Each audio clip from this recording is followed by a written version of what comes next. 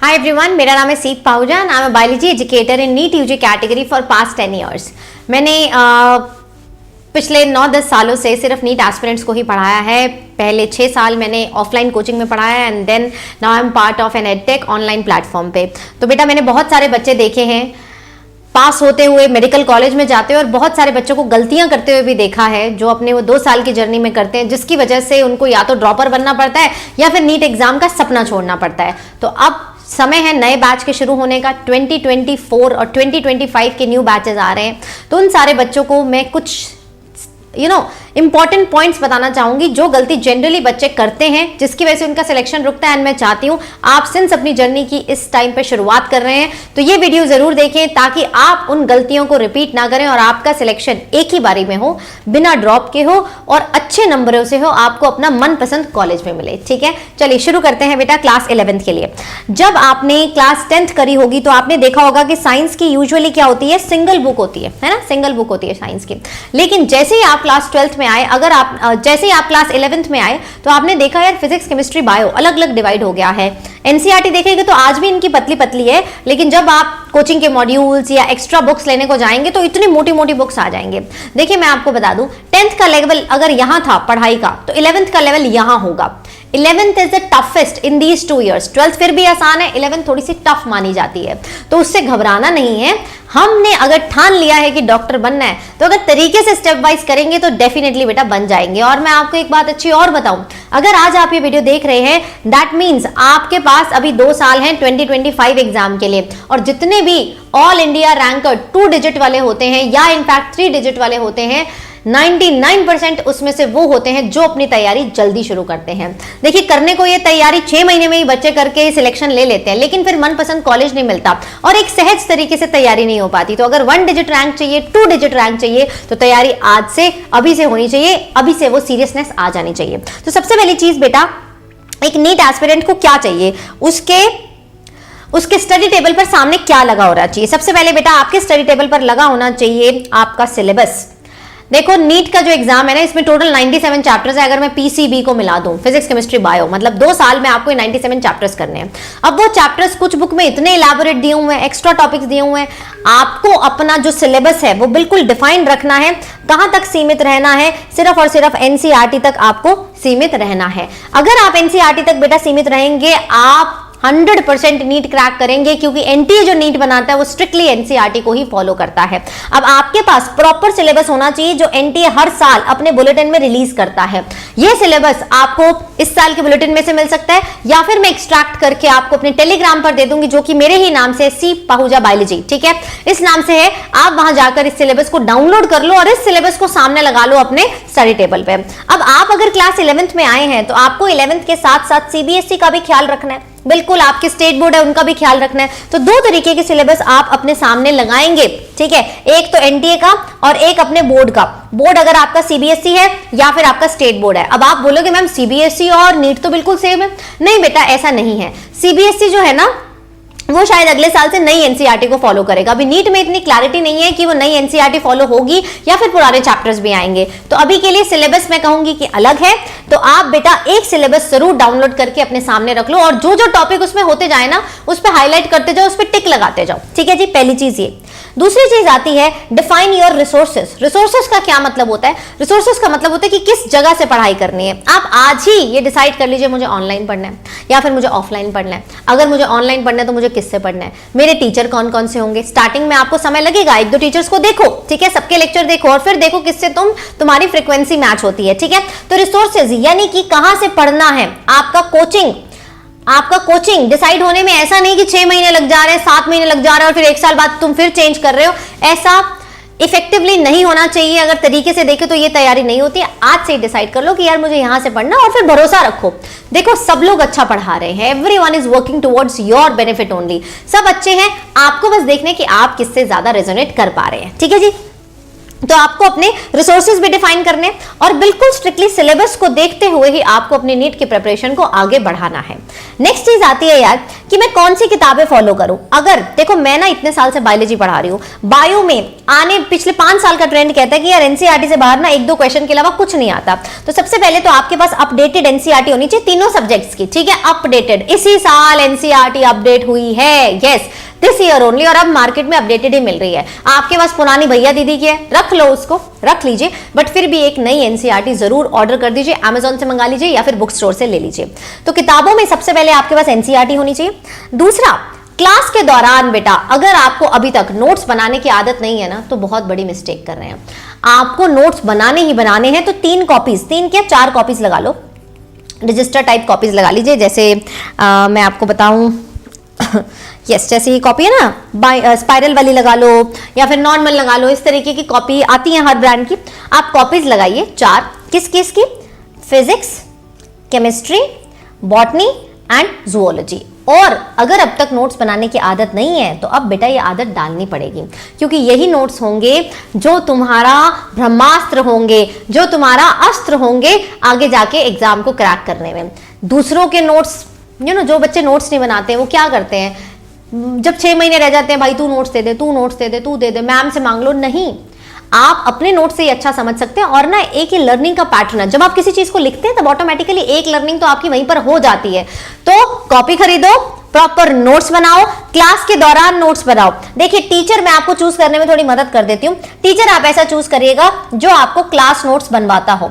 Bio में तो must है बेटा, बिना नोट्स के तो बात ही नहीं बनती है। प्रॉपर आपकी क्लास में नोट मेकिंग होनी चाहिए एंड उन नोट्स को आप फिर घर जाके रिवाइज करेंगे। तो नोट्स बनाने की आदत डाल लो, ठीक है जी। फिर इन्हीं नोट्स से आप अपने शॉर्ट नोट्स भी बनाएंगे। तो बुक्स बेटा एनसीईआरटी। सेकेंड चीज आपको बायो में नोट्स रखना है, इसके अलावा और कुछ नहीं रखना। एक बुक मैं रेकमेंड करूंगी इस स्टेज पे, दैट इज पीवाईक्यू। आपको साथ साथ में प्रीवियस ईयर क्वेश्चन की भी एक बुक ऐसी होनी चाहिए जिसमें आपके chapter wise previous year question हो। बहुत सारी पब्लिकेशंस की आती है, लेकिन एक बुक आप ऐसे जरूर रखिएगा जिसमें चैप्टर वाइज हो, ताकि जैसे एक चैप्टर हो उस चैप्टर के पीवाईक्यू कर ले कि यार पिछले साल कौन से क्वेश्चन आए हुए हैं, क्या हमारे नोट्स में है, क्या मैं उन्हें अटेम्प्ट कर पा रहा हूँ, क्योंकि पेपर तो यार हर साल उसी टाइप का आता है, ज्यादा कुछ चेंज नहीं होता है, ठीक है बेटा। तो पीवाईक्यू की एक किताब रखिए, एक एनसीईआरटी रखिए, एक बेटा आप अपनी कॉपीज में जो नोट्स बनाते हैं वो जरूर रखिए। अब अपने को तैयारी कैसे करनी है, देखो सबसे पहली चीज तो डेली क्लास लगाने की आदत लगाओ। डेली क्लास आप अटेंड करेंगे, क्लास के दौरान आप क्या बनाएंगे, उसके नोट्स बनाएंगे। नोट्स बनाने के बाद आप घर जाकर, यानी कि क्लास के बाद सेम डे रात में या उससे अगले दिन उतने ही पोर्शन को रिवाइज करेंगे। रिवाइज करने के बाद आपने अपनी एनसीईआरटी पढ़ी, नोट्स को रिवाइज किया, followed by the NCERT reading and then comes the practice. Practice बेटा सबसे पहले आप पिछले कम से कम 5 साल के पीवाईक्यू लगा के करेंगे एंड साथ ही में आप एनसीईआरटी बेस्ड क्वेश्चन से प्रैक्टिस करेंगे। ओके बेटा, तो नीट का एग्जाम यार एमसीक्यू बेस्ड होता है। ये अब 10th की तरह नहीं है कि थ्योरी करते जा रहे हैं और एमसीक्यू के लिए लास्ट के 6 महीने छोड़ दिए। नहीं, आपको अभी से अपनी अप्रोच इसी टाइप की रखनी है कि मैं थ्योरी करता हूँ, रिवाइज करता हूँ, एनसीईआरटी पढ़ता हूँ, पीवाईक्यू लगाता हूँ, मैं क्लास लगाता हूँ, रिवाइज करता हूँ, एनसीईआरटी पढ़ता हूँ, पीवाईक्यू लगाता हूँ। तो ये ऑर्डर आपका फिक्स हो जाना चाहिए, class, revise, NCERT and then practice. ये ऑर्डर आपका फिक्स हो जाना चाहिए। अगर आपने, believe me guys, believe me, मैंने इतने बच्चों को टॉपर बनते हुए देखा है, अगर आपने ये चीज अगले 1 साल भी कर ली ना, आप अपने आप को 11th का टॉपर पाएंगे स्कूल में भी, और आप अपने आप को एक नेक्स्ट लेवल पर पाने वाले हैं, ठीक है जी। तो प्रैक्टिस अभी से फर्स्ट डे से आपको अपने साथ शुरू कर देनी है, क्योंकि एग्जाम में कंपटीशन बहुत है। 21 लाख बच्चे इस साल एग्जाम देने वाले हैं, आपके टाइम तक तो ये 25 लाख नंबर हो जाएगा। सिलेक्शन के लिए हमारे पास 1 लाख ही अभी सीटें हैं, बढ़ भी जाएंगी तो 1.5 हो जाएंगी, 2 हो जाएंगी, चलो मैं कहती हूँ 2 लाख हो गई। 25 लाख पे 2 लाख का रेशो समझ रहे हो, competition is very high. Day 1 से you have to be very attentive. Next आता है बेटा, आज जो आपने पढ़ा है, साइंस कहती है, कौन कहती है बेटा, मैं नहीं कहती हूं, साइंस कहती है कि आप वो 15 दिन के बाद पूरा भूल जाएंगे। यस, आज जो आपने पढ़ा है आप धीरे धीरे करके 15 दिन में भूलेंगे और 1 महीने तक तो बिल्कुल गायब कि क्या है। तो ऐसा नहीं करना है कि 97 चैप्टर्स होते जा रहे हो और पिछला भूलते जा रहे हो। नहीं, आपको एक बहुत प्रॉपर रिवीजन प्लान बनाना है। इस रिवीजन प्लान में एक पहले आता है डेली रिवीजन, आज जो क्लास में कराया वो शाम को आपको रीड करना ही करना है। नेक्स्ट आता है बेटा आपका वीकली रिवीजन, ठीक है। पूरे हफ्ते में जो किया वो हर संडे आपको रिवाइज करना है, बस रिवाइज करना है, अपने नोट्स को दोबारा देखना है। और फिर आता है बेटा मंथली रिवीजन। पूरे मंथ में जो किया है उसको सरसरासा ऊपर ऊपर से देखकर रिवाइज करते जाना है। प्रॉब्लम कहां आती है? प्रॉब्लम आती है कि जब बच्चा 12th में होता है उसको 11th याद ही नहीं है। अब जब 11th याद नहीं है तो 12th में उसको 12th भी करनी है और 11th भी फिर डिटेल में कराओ। क्यों? क्योंकि उसकी रिवीजन प्रॉपर नहीं थी। तो ऐसा नहीं होना चाहिए कि जो कराते जा रहे हो वो भूलते जा रहे हो, साथ साथ रिवीजन का प्लान आपके पास होना चाहिए। अगर आप डेली मंथली वीकली रिवीजन कर रहे हैं, रिवीजन मतलब जस्ट रीरीड इट, रेपिटेशन को बोलते हैं रिवीजन, और कुछ नहीं होता, रिपीट करना इज रिवीजन। रिपीट कर रहे हैं उसको, आपको ये चीजें लंबे समय तक याद रहेंगी और आप अपनी क्लास में बेटा बहुत लोगों से आगे हो जाएंगे, ठीक है। नेक्स्ट आता है कि भैया क्लास 11th में आए हैं, लगता है थोड़ी मौज मस्ती करें, थोड़ी सी अलग से फ्रीडम भी मिलती है ना, फोन वोन मिलता है, आजकल तो छोटे बच्चों के पास ही फोन है, बट एक फ्रीडम आ जाती है, हम थोड़े से बड़े हो जाते हैं, हमें लगता है हमसे ऊपर कोई नहीं है, सब बकवास कर रहे हैं हमारे आसपास। तो यार ये जो आपको फ्रीडम मिली है ना, इसका मिसयूज मत करना, क्योंकि यही ऐसा समय है जो सबसे ज्यादा बच्चा बिगड़ सकता है। यानी कि आपको मोस्टली डिस्ट्रैक्शंस किसकी होंगी? गेम्स की होंगी, आपके इंस्टाग्राम की होंगी, ठीक है, यूट्यूब पे आप बहुत सारी चीजें देखोगे, या फिर आपकी अफेक्शन हो जाएगा किसी लड़का लड़की से, प्यार हो जाएगा, ठीक है, इस समय पर। और बेटा आपको अपने फोन से इतना ज्यादा एडिक्शन हो जाएगा कि उसके बिना रह नहीं पा रहे हो, या फिर अपने फैमिली में इतने मशरूफ हो कि बात नहीं बन पा रही है, उसी में ही जुटे रहते हो। बेटा मैं आपको बता दूं, जिंदगी में ना काम करने के ये सिर्फ 2 साल है। ऐसा नहीं है कि बाद में मेहनत नहीं है, बाद में भी बहुत मेहनत है, बट आपके करियर का बहुत बड़ा टर्निंग पॉइंट है। आज इन 2 सालों में डिसाइड हो जाएगा कि आने वाले 40 साल तुम कैसे बिताना चाहते हो। मैं ये नहीं कह रही हूँ कि डॉक्टर के अलावा बाकी फील्ड्स बेकार है, सब में बहुत अच्छा पैसा है, बहुत अच्छा सक्सेस है, आपकी मेहनत पर डिपेंड करता है। बट अगर आपने कहीं 1% भी सोचा ना यार डॉक्टर बनना है, तो उस डॉक्टर बनने की जर्नी में ये 2 साल सबसे ज़्यादा क्रूशियल है। क्योंकि यार अगर ये 2 साल ही नहीं तुमसे हो पाए तो फर्स्ट स्टेप ही नहीं हो पाएगा, फर्स्ट स्टेप नहीं हुआ तो आगे के सारे स्टेप जीरो है ना। तो first step is very crucial in your doctors journey. तो ये 2 साल तो यार अच्छे से मेहनत कर लो, कंपटीशन बहुत है, इस वजह से अपने आप को जितना डिस्ट्रैक्शन से दूर रखोगे उतना ही अच्छा है। क्योंकि कोई ना कोई तो है यार जो 1 लाख की क्रीम में आ रहा है, जो ये सब चीजें नहीं करता है, जो अपने आप को बचा के रखता है। तो ये ऐसी चीजें हैं जो तुम्हारा सिलेक्शन रोक सकती है। बहुत बच्चों को इन्होंने परेशान भी किया है, तो प्लीज यार इन 2 सालों में इनसे दूर रहो। बहुत समय मिलेगा कॉलेज में जाकर प्यार का, दोस्ती का, यारी का, ठीक है, या इंस्टाग्राम चलाने का या गेमिंग करने का, आगे बहुत समय है। लेकिन 2 साल के बाद डॉक्टर बनने का समय नहीं होगा, फिर तो फील्ड चेंज हो चुकी होगी। तो इस चीज को रियलाइज करिए और अपनी लाइफ में प्रायोरिटी सेट करिए, ठीक है, प्रायोरिटी आप अच्छे से सेट करिए, राइट। अब कुछ बच्चे बोलते हैं कि मैम मैं तो सीबीएसई भी चाहता हूं, साथ में मैं साथ में नीट भी प्रिपेयर करना चाहता हूं, क्या इसकी अलग अलग कोचिंग लगेगी? नहीं बेटा, इसकी अलग अलग कोचिंग नहीं लगेगी। सीबीएसई भी एनसीईआरटी को फॉलो करता है, नीट भी एनसीईआरटी को फॉलो करता है, बस पेपर का पैटर्न अलग है। उसमें सब्जेक्टिव पेपर आता है, नीट में आपको ऑब्जेक्टिव पेपर आता है। तो जब बेटा हम नीट के नोट्स बनवाते हैं ना आपके, तो नोट्स तो बेटा सब्जेक्टिव ही होते हैं, है ना। तो वो अगर तुम्हें सब्जेक्टिव क्वेश्चन आए तो वो नोट्स लिख के आ जाओगे तुम, ऑब्जेक्टिव क्वेश्चन आए तो उन्हें नोट्स में से आंसर लिख के आ जाओगे तुम, आंसर को बबल करके आ जाओगे। तो अलग से तैयारी किसी को नहीं चाहिए होती, सेम तैयारी है बेटा। इनफैक्ट आपने नीट कर लिया तो सीबीएसई तो ऑटोमेटिकली हो जाएगा, उसमें बस आपको इंग्लिश और अपना 5th सब्जेक्ट थोड़ा बहुत देखना पड़ता है स्कूल से, बाकी आपको किसी चीज का अलग ट्यूशन नहीं चाहिए, अलग कोचिंग नहीं चाहिए। नीट का coaching is sufficient for CBSE का coaching, that's it, okay, right. दूसरी प्रॉब्लम आती है कि यार हम आते तो बड़े जोश से, पहले दिन आएंगे नई नई किताब, नई अपनी पेंसिल बॉक्स, इतने सारे तरीके के पेन, पहला हफ्ता इतने मजे से पढ़ाई कर रहे हैं, जो मैम ने बोला हाँ लिख रहे हैं, रिवाइज भी कर रहे हैं, आंसर भी दे रहे हैं क्लास में। लेकिन जैसे जैसे टाइम निकलता जाता है ये जो जोश का लेवल है ना, ये कम देखा गया। 90% बच्चों में ऐसा ही होता है और ये नॉर्मल सी बात भी है। जब कोई चीज़ नहीं होती है तो बड़ा इंटरेस्ट आता है, फिर वो चीज़ पुरानी होगी, यार ये तो रोज़ ही हो रहा है, फिर उसमें इंटरेस्ट नहीं आता। लेकिन मैं बता दूं, इंटरेस्ट की ही बात होती तो डॉक्टर बनना बड़ा आसान होता। आपको डॉक्टर बनने के लिए आउट ऑफ कंफर्ट जोन जाना पड़ता है। रोज़ जब भी मोटिवेशन कम लगे तो सोचना पड़ता है कि यार मैं मेहनत नहीं कर रहा हूँ तो कोई और मेहनत कर रहा है। बच्चे तो यार आज के समय पर 8th क्लास से लगे हुए हैं, आप तो अब 11th में आए हैं, तो सोचो वो तुमसे कितने आगे होंगे, सोचो उनकी प्रोबेबिलिटी सिलेक्शन की कितनी ज़्यादा है। तो यार जोश जो है ना वो आखिरी तक बनाए रखना है आपको। थोड़ा बहुत लो फेजेस आते हैं, ग्राफ ऐसे नहीं कि सबका ऊपर ही जा रहा है, नीचे भी जाता है, लेकिन अल्टीमेटली अपने आप को एक गियर अप सिचुएशन में रखना है कि अरे 2 साल डिसाइड करेंगे कि मैं आने वाले 40-50 साल कैसे बिताने वाला हूं, राइट बेटा।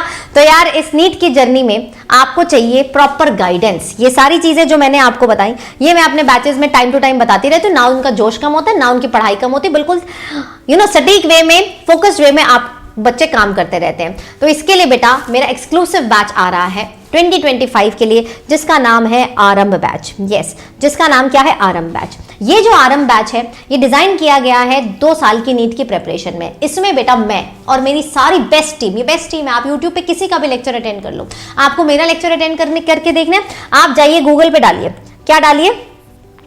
गूगल पे डालिए सीप पाहुजा लिंकट्री, ठीक है? वहां पर मैंने फ्री ऑफ कॉस्ट, आपको डेमो लेक्चर देखना, आप डेमो लेक्चर देखिए, फ्री ऑफ कॉस्ट पूरी बायोलॉजी का डेमो लेक्चर है। तो जाके देखो, फिर डिसाइड करो तुम्हें समझ आता है।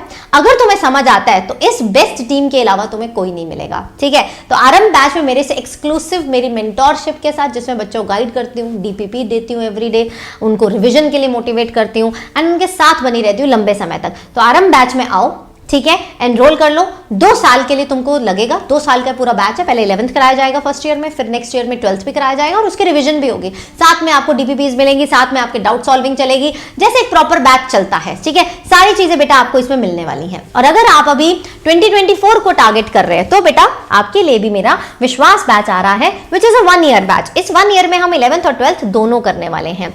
इस बैच में एनरोल करने के लिए आपके पास अभी 4 दिनों के लिए 20% ऑफ चल रहा है। जनरल वे में क्या होता है 10% ऑफ होता है, बट अभी क्या चल रहा है 20% ऑफ, ठीक है? इस 20% ऑफ को अवेल करने के लिए आपसे कोड पूछेगा, भैया कोड बताओ, तो कोड तुम लगा देना, क्या? सीप लाइव, ठीक है? सीप लाइव कोड लगा देना। इससे क्या होगा कि आपको ऑफ भी मिल जाएगा और मेरी एक्सक्लूसिव मेंटोरशिप भी आपको मिल जाएगी। इन दोनों बैचेस का लिंक मैं डलवा दे रही हूँ डिस्क्रिप्शन बॉक्स में। तो यार तैयारी करते रहो और कहीं से भी तैयारी करो। मैं चाहती हूँ, दिली इच्छा मेरी ये है कि यार आप लोग क्रैक करें, आपके अंदर वो फायर इन द बेली बनी रहे और इन चीजें, जो गलतियां ये बच्चे करते हैं ना, ये गलतियां आप आने वाले 2 साल में ना करें और अपनी सिलेक्शन को निश्चित कर दें। वीडियो अच्छा लगा तो लाइक करो एंड चैनल को सब्सक्राइब करो, क्योंकि इस चैनल पे हम यहाँ पर यूट्यूब पर भी बैच लेके आएंगे for 2025 and I will see you in my another video. Thank you so much.